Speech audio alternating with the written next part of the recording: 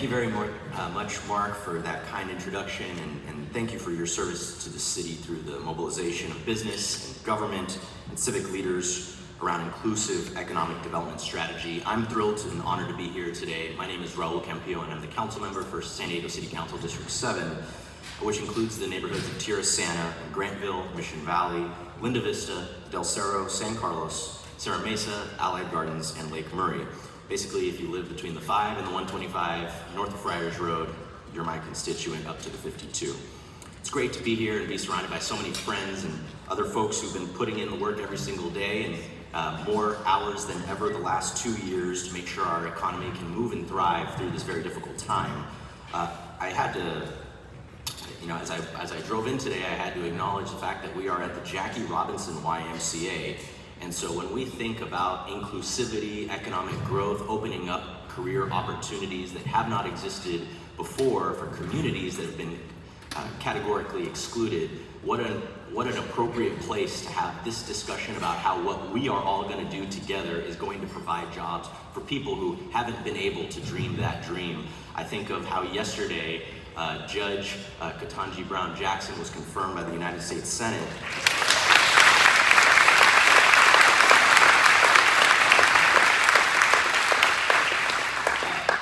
Remarkable moment in our history, and I think that the words that First Lady Michelle Obama said is that Judge Brown Jackson has given young Black women and girls a new dream to dream. How absolutely appropriate it is that we are here today, a day after that, to talk about the work we've done and what the data shows, but then the work we are going to continue to do to make sure everyone can have a dream that they will be able to dream. It's amazing to see folks from both traditional and emerging business industries coming together at these tables to move our economy forward and our society forward. And as Mark mentioned, I serve as the chair of Economic Development and Intergovernmental Relations at the City of San Diego City Council, where I'm proud to help promote our city's economic recovery and bring forward new ideas and proposals in conjunction with my committee colleagues, and ultimately also with our Economic Development Department headed by Christina Bibler, but also with Mayor Todd Gloria and his staff as well. It's been a fun year and a half to be taking votes, proposing policies, thinking through problems, and ultimately finding solutions all together with all those people.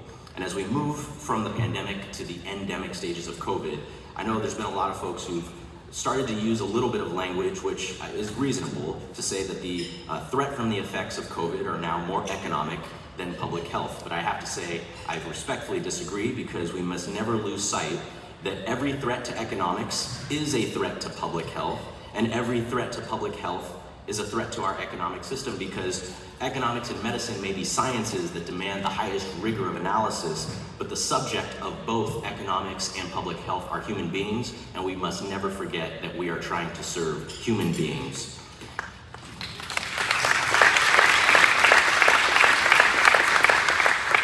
Now, I'm committed to ushering in an economic recovery that, of course, puts people first and allows businesses to thrive while ensuring that workers are properly taken care of.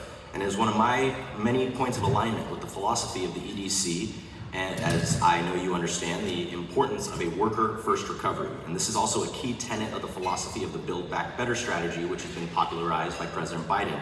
As the president himself puts it, we need to rebuild our economy from the bottom up and the middle out, not the top down. That is what a worker-first recovery is all about. And the best indicator of overall economic health is a large and thriving middle class. I think back to how my family started their dream and their path to the middle class in the United States, and it was after my grandfather, who happened to be born in the United States, and his 3 brothers, who were all born in Mexico. What they would do is they would take scrap metal from junkyards and from people throwing it away, and they happened to have a furnace, and they would put it through and create rebar to make that for American companies that needed rebar. Talk about sweat equity. That was hot, heavy work, but that is how they built up enough money to then go off into business, whether it was real estate, whether it was hospitality, law, whatever it was. It all started with a couple of brothers who said, I see a pile of trash, and I know what other people really need, and I'm gonna take that and I'm gonna turn it into something. Of course, if we treat it like it's a pile of trash, it will remain there, it will be excluded, it will not be part of our economic solution. And I know that it simply is a matter of vision that so many of you have that have taken a small idea where other people said you can't do something, and you said, I think we can, and then you put yourself, your investments, a lot of your family, a lot of your workers through a lot of heat, but ultimately to a lot of success and a lot of jobs created for so many people across our region. So, as I was talking about a thriving middle class, this will be obtained and maintained through the attraction of reputable companies who pay good paying jobs to our region. And that's exactly what many of the individuals in this room have done. And that's why our region is in debt to you and to the service you provide. And historically, the work of the city of San Diego and the work of EDC has been aligned, but as Mark has said, the last year and a half, we have been putting in a lot more time and effort to have the conversations, to show up to places, to see what we are all seeing and share that information. That sharing of information is what sparks someone's experience over here and someone's experience over here and ultimately brings it together for a good idea. But as Mayor Gloria has been doing so well, as I think the City Council has been doing well, and so many of you have been doing well, we've paused to take a second to say, but is that going to be inclusive of the people who need the most help? So that has been a big change in the narrative over the past several years, and I think it is an absolutely necessary and good change to the narrative. And with that said, it is also my intent to ensure that the EDC's 2030 goals focused on economic development and inclusion remain firmly at the forefront of our city's Economic Development and Intergovernmental Relations Committee agenda for the time that I am the chair there. And that is because economic development that is not inclusive can't truly be called development. Indeed, economic development that is lopsided is not development at all. It is economic exclusion, it is economic exploitation. And so if we are not including everyone in this ship moving forward, if we are leaving people behind, as we know that for decades we no longer can turn a blind eye to that. It's time to open our eyes and open other people's eyes and make sure we're doing that. So I am proud to partner with the EDC. I'm proud to partner with Mayor Gloria. I'm proud to partner with Supervisor Nora Vargas as we do this. And I think that as the narrative has changed, a lot of the people in this room are putting in more time, effort, your budgets, a lot more of your revenue that's coming in. You're hiring people that are designed specifically to think about this sort of thing. And I have to tell you, I think it's only a few years, even a few months away as we start to see families really take advantage of these things, as we start to see that expanding middle class coming to San Diego. And also, to ensure that this goal is indeed achievable, we have to address all the other factors that are making it increasingly difficult for people to stay in the city of San Diego, that is making the city of San Diego and has been making it less family friendly. We're talking about housing costs, we're talking about rent, transportation and transit costs, childcare, which has been at the forefront of my mind for the last year and a half. These are the monthly expenses that too many San Diegans just cannot afford to pay.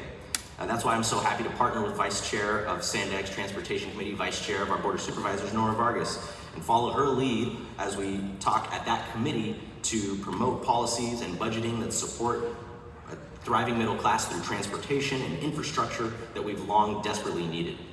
And the economic imbalances and the widening inequality that has been created by the pandemic have only made things more challenging, made things more expensive, made things more frustrating as we struggle to accomplish these goals. I'm sure we've all sat there together and said, why don't we see movement? It's hard to see tectonic plates moving, but I assure you they do. We know they do, especially all living in California. And ultimately, it's just a matter of time before the building up of enough pressure lets out that sonic boom. Well, the people in this room are building up the pressure for a booming middle class, and it's just a matter of time before we do that. No earthquakes though, please. So, in order to build that economy, we need to have a family-friendly city. And in fact, we can't be America's finest city without being a family-friendly city. And unfortunately, because we've seen a drop in school enrollments, birth rates, and female workforce participation, we know that it has in fact been difficult for people to stay here. It's no surprise that the Union Tribune reported that we have people leaving California and leaving San Diego, and we're growing more slowly than we ever have. And that's because it's just so expensive. And so as my office tried to approach childcare as a top tier issue that families are facing, the first question I ask, because I don't have children, is how much does it cost? And the immediate answer was basically what it costs to pay your rent or mortgage every month. So if you can't afford to live here, if you can't afford to drive here, if you can't afford all the other things, how are you possibly going to afford childcare when that should be your top priority, your children's welfare? So it makes a lot of sense that people are leaving, and so we have to, and we know that as people leave, we do not grow, we do not thrive. That is a big problem, and so we need people with their good incomes that are about to make it stay here so that they can spend their money here instead of going to Phoenix and Las Vegas and other places. And so that's why my office has been so dedicated to making sure that we will have more childcare slots in the next year or two, that we will try to make it, the quality of childcare will stay high, and yet the affordability will also be there. I just have to call out a few of the groups that we've been working with. San Diego for Every Child, Tutris, Chicano Federation, members of this EDC who have had calls with me and said, hey, I have some ideas, here's what we've been doing for our workers, here's what we've seen elsewhere. I have to mention that UDW has been helping organize in-home caregivers who provide child care to make sure that people in that line of work are also protected and know their rights. And I do have to call this out. When I was campaigning for City Council throughout District 7, I noticed that the in-home child caregivers largely were women of color, because they were providing a service that their communities needed. They were providing it to the families they knew. Many of them were immigrants themselves. And so I thought to myself, it's no surprise that women of color are doing the work that needs to be done here in our community for the families who need it. And so to those people in my district, I look forward to helping them even further. I've since also been working with the city's Department of Real Estate and Airport Management to bring this vision to life and strengthen our society and economy by ensuring that more parents and families have that reliable, affordable place for their children during work hours, by finding city-owned land that has a suitable building or one that can be easily converted to it so we can provide those slots ourselves. We have a long way to go, but we got the conversation rolling, we've got the analysis started, we're doing the walkthroughs, we're partnering, all the things that need to be done, we are making sure it happens.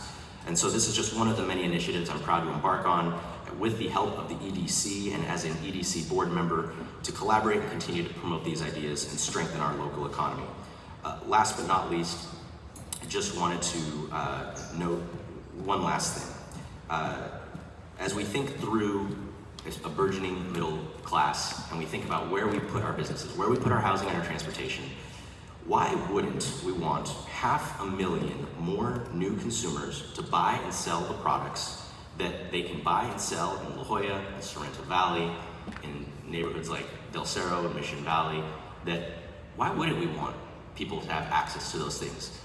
When I was over here together with Council President Pro Tem Montgomery Stepp and Mayor Gloria to discuss a new infrastructure financing system that we're going to do for the city, and there was tens of thousands of people who are walkable from these neighborhoods who want to spend their money here, but when there's no street lights to promote public safety, when the sidewalks are broken, when there's no bus route, when there's no trolley route, when the street lights are not coordinated to make sure traffic can flow, when there's no bike lanes, when all those things are missing, people aren't going to want to spend their money in that community. Even the people in the community aren't going to make it, it's not as easy for them to spend money in their own communities.